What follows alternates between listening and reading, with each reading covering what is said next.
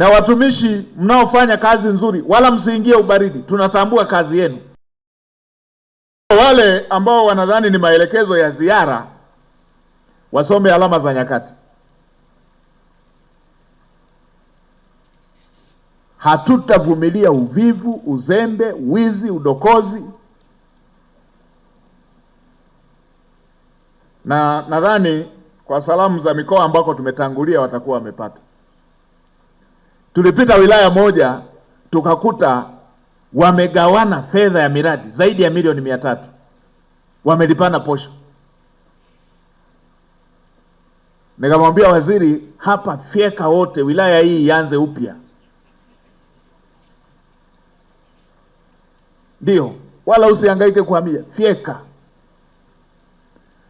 Nikapita wengine mkoa moja, waliposikia ziara, fedha ambazo walishalipana wakaanza kurudisha. Nikasema hata wakirudisha wakamatwe, wafikishwe kwenye mkono wa sheria.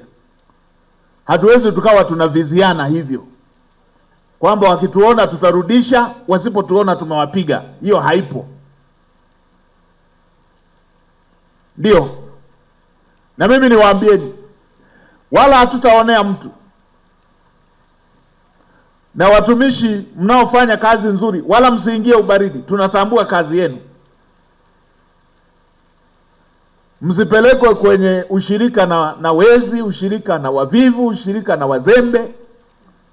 Msitengeneze umoja wa aina hiyo. Tunatambua nchi hii inasonga mbele kwa sababu ina watumishi wazuri, wapo. Ila hawa wachache walio wavivu tutashughulika nao. Vitu vya mazoea